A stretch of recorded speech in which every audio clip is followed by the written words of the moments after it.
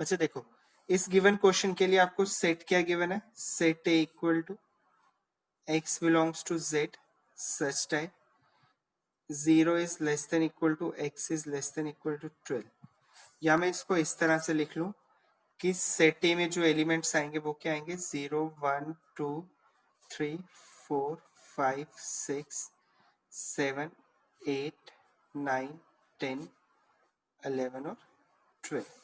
बच्चे अब देखिए, नेक्स्ट इज रिलेशन क्या गिवन है, r equal to A B such that mod of a minus b is multiple of 4। ठीक है, इसे हमने इक्विवेलेंस रिलेशन प्रूफ करना है। इक्विवेलेंस रिलेशन प्रूफ करने से पहले हमें 3 रिलेशन प्रूफ करने पड़ेंगे। ठीक है, क्या वो है या नहीं। पहली बात करते हैं रिफ्लेक्सिव की। ठीक है, रिफ्लेक्सिव के लिए अगर मैं लेता हूं let a belongs to a। ठीक है, अब देखिए now a belongs to r, इसका सही मतलब है कि a तभी बिलोंग करेगा that is mod of a minus a is equal to 0। इसका आंसर क्या रहेगा, 0। 0 इज मल्टीपल ऑफ 4। अच्छा, अगर ऐसा रहेगा तो आप कोई भी एलिमेंट ले सकते हो। ये तो मैंने कोई भी एक जर्नल एलिमेंट लिया, 4 माइनस 4 5 माइनस 5, सारों के लिए कंडीशन क्या रहेगी, ट्रू। और रिफ्लेक्सिव की कंडीशन ही क्या कहती है, a belongs to a and a belongs to r, given r is reflexive. r क्या होगा, रिफ्लेक्सिव होगा। सेकेंड, फॉर सिमेट्रिक, सिमेट्री की कंडीशन क्या होती है, if AB belongs to R then BA also belongs to R। If AB belongs to R, it means mod of A minus B is multiple of 4। ये तो condition कह रही है अगर AB आएगा तो A minus B is multiple of 4 होगा। अच्छा, अब इसको नाउ अब मैं mod of A minus B को लिख सकता हूँ negative of B minus A। इसमें से नेगेटिव साइन कॉमन लिया, इसे लिखते हैं B minus A। तो ये किसके बराबर होगा, b माइनस ए के बराबर। तो अगर b माइनस ए होगा तो हमें विच इंप्लाइज क्या पता चलेगा, B A also belongs to R. ठीक है, बी ए भी किसको बिलोंग करेगा, आर को। Therefore R is symmetric. Third, transitivity. Transitive की कंडीशन क्या होती है, A B belongs to R, B C belongs to R and A C also belongs to R. अच्छा, लेट करो, if A B belongs to R which implies mod of a minus b is equal to multiple of 4। इसे मैं लिख दूं 4m, multiple of 4। ठीक है, next, if bc belongs to r, अगर bc आता है रिलेशन में, जब भी कोई ऑर्डर्ड पेयर रिलेशन में आएगा तो वो ये कंडीशन सेटिस्फाई करके आएगा। अब bc अगर आएगा तो b minus c is equal to 4n, second condition, it is also multiple of 4। now adding first and second, बच्चे ऐड करेंगे फर्स्ट और सेकेंड को, कितना हो जाएगा, mod a minus B plus mod b minus C is equal to 4m plus 4n। अच्छा, हमने ये 11th में मॉडुलस की एक प्रॉपर्टी पढ़ी थी। मॉडुलस की प्रॉपर्टी क्या होती है, mod a plus mod b किसके बराबर होता है, mod a plus b, a minus b plus b minus c किसके बराबर हो जाएगा, 4m प्लस n। अच्छा, यहाँ पे क्या रहेगा, mod of a minus c is equal to 4m plus n, which implies ac also belongs to r। ठीक है बच्चे, ac भी क्या करेगा, बिलोंग r को। therefore r is transitive relation, r is transitive relation.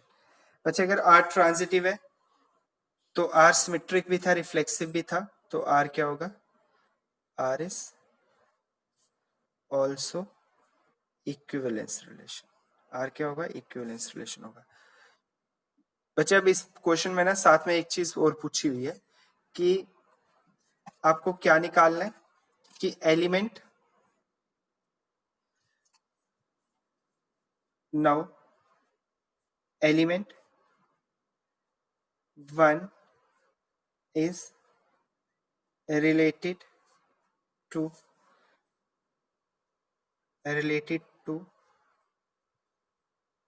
element 5 and 9, that is 1 minus 5 is equal to mod of minus 4 multiple of 4, 1 minus 9 mod of minus 8 multiple of 4. It means equivalence class of 1. जो भी हम equivalence relation के बाद देखते हैं कौन सा element किसके साथ रिलेट करता है उसे कहते हैं इक्विवेलेंस क्लास। ठीक है, इक्विवेलेंस क्लास 1 की क्या होगी? एक वो 5 के साथ रिलेट कर रहा है और एक वो 9 के साथ रिलेट कर रहा है।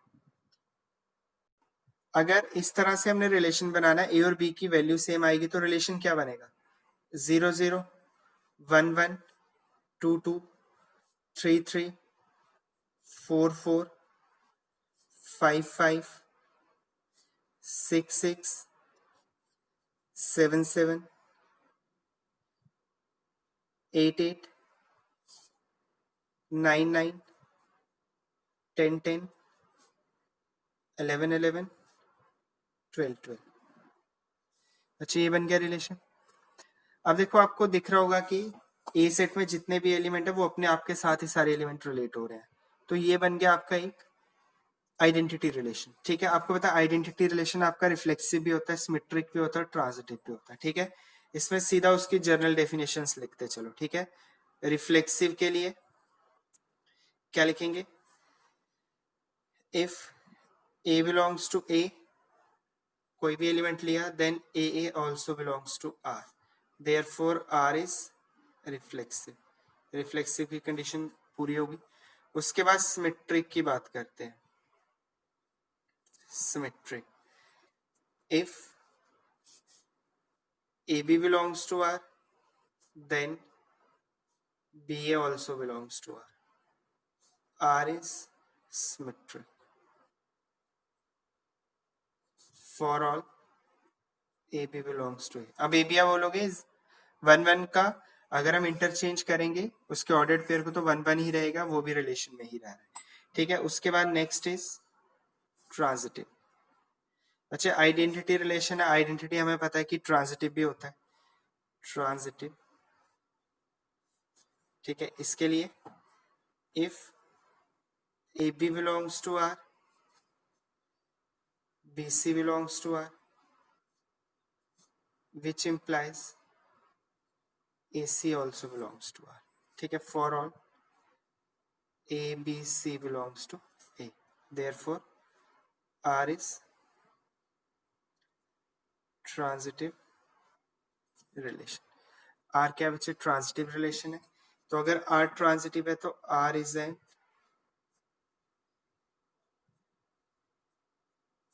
Equivalence relation. R आपका इक्विवेलेंस रिलेशन भी होगा। अब हमें क्या बोला हुआ है? इक्विवेलेंस क्लास निकालनी है 1 की, मतलब 1 इक्विवेलेंस रिलेशन में किस किस के साथ रिलेट कर रहा है। अच्छा देखो, इसमें जो 1 है ना, सिर्फ 1 के साथ ही रिलेट कर रहा है। It means equivalence class of 1 is